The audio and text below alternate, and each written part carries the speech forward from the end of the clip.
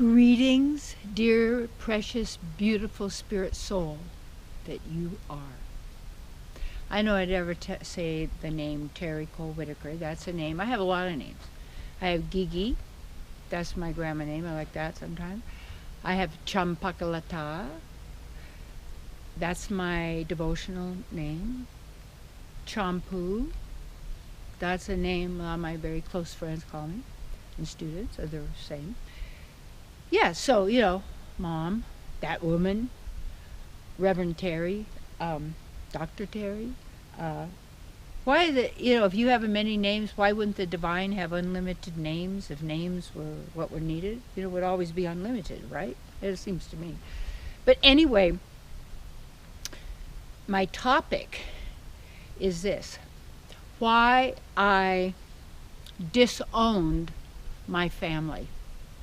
Now, you're going to go, oh, no, but I'm telling you, I love my family. That means those in, same, mom and grandma and, how you do the bloodlines, all that kind of stuff. All right, that family. And always love and always wish them well in everything, all that they are. But by disowning means I don't own them. And I don't own you. You don't own me. No one owns you. No one owns me. They can make you think that. It can appear that way, you see. But the problem with ownership, and I pulled up this, I got this book, Alibaba. It was in a yard sale. Real, old, some of the artwork. It's really cool. And I've studied different religions and all of that, and I see the good and there's value in all of them, really, if you know what to look for, if you're looking. But there's also a lot of junk and a lot of lies, and it's also to create religion. Religion is religion, and there's almost like a lesion, which is also a fester. I'm saying, so everything has plus and minus. Just you don't blunk it and throw out religion because you say, well, anything about religion I don't want, or anything New Age, or anything Christian, or anything this or that, or that, I don't want it. Well, you blunk stuff like that. That's just a way to hide the real truth. That our knowledge that resonate with all of us at our heart and liberate us from all of these veils of ignorance that we have been perceiving through a glass darkly. So instead of being who we are. So why I disowned my family was I realized how I had so many concepts about what that meant. And I'm so happy I could give as much as I've been able to give in my life, because so much has been given to me in every way, and my joy and in the giving. And then expectations that didn't really have until you notice that those expectations don't get fulfilled. And instead of blaming people or hating them and being angry, why don't you just disown them? Set them free to be who they are and how they are, and realize that whatever you need, you can manifest. You guys just don't know how old I am. Well, that's you perceiving that you are age, and that what happens with age is you become really stupid and you can't handle things, and they're going to tell you you're going to be sick, and this is going to happen, and that's going to happen, and if you don't have this, then you're going to look this way, and you want to. That's just a shoe convention. It's just about skins, appearances. And when we get obviously caught up in all of what we've learned what family is, and expecting even a mate or a friend or anyone to be the way you want them to be, instead of perceiving them for who they really are, and also perceiving them where they are, choosing maybe consciously or not consciously, but usually not consciously as much, where they are in their experience, their reality, their world, their universe, whatever that is. And I disowned them. And in doing that, realize that I don't have a family. And yet I also have a family. And to really own my powers for who I am, instead of placing responsibility on anyone or anything outside of my own relationship with my source, my divine.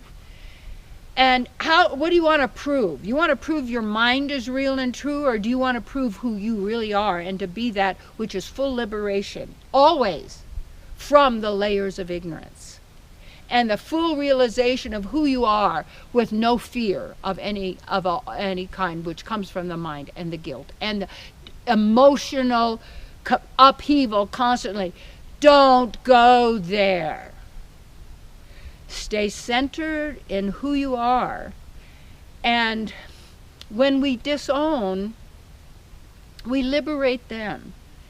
And yet some of them, maybe they never want to talk to you again, and maybe you never did, not because you didn't like them, but you didn't have anything in common. You don't want to sit around looking in old photo albums or videos of how we used to look and where we were. Where are you now? And when you're there, the impossible is possible, you see. And you can love them and let them be. And you're choosing now, instead of living a lie, instead of all the games, and that's the problem, being a game player, because games have losers and winners. This is setup. You don't need to play a game when you know how to live in the true divine reality of being who you are, you see. You say, well, when I die, really, you dying? Oh, it's too bad. Anyway, you're choosing it, you see. So when I disown them, I disown you, and I disown others. And you take a look at how many people we think we need to own. These are my people. It's my this, my doctor, my this. Well, yeah. And you have to have it because it's yours, my stuff. I started looking, there was some internet video of the 10 most protected residences and how these people are in so much fear. But all electronics and stuff to make sure, nobody bumps them off and steals their stuff. Wah-ha! And then you joke about a homeless person with a shopping cart. What's the difference? You see. It's a difference in perception, and when you take a look at the way it was, there was a story in the Vedas of baby, I think it was baby Krishna.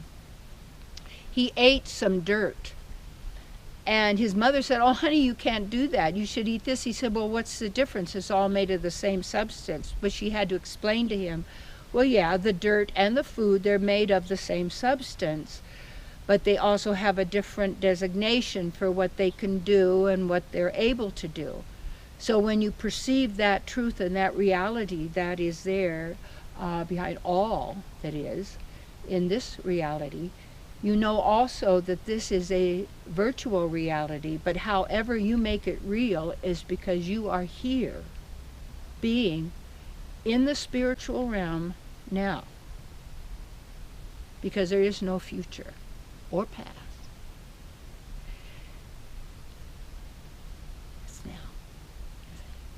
So when I disown them, I set them free and without expectations, and yet I can be true to how I feel and who I am. And isn't that great? You see. Now, that's beautiful.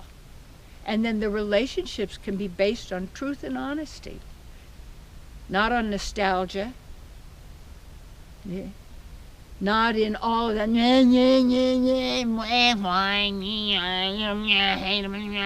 Stop it. Honor yourself. And honor them by you being true to who you are. And to appreciate and acknowledge they are being true to where they are in their relationship with the divine. That is not your business. And if you've made them your God, then this is what you're experiencing. That's the false. The government's a false god. This is a false. It's the what's the idol? These are false idols. The celebrities are this false idols. Your own false ego, your false idol. No. Mm-mm. If there's a false, there's the real. You see. Yeah. So when you disown, set them free, and you are too, and to be really who you are. And now you love more than ever before. You have more compassion, more caring, and yet you're not carrying the burden of all of this stuff and have to tolerate it, be there because it's expected, miserable, and blah, blah, blah, blah, blah. Let's get free of that now, right now.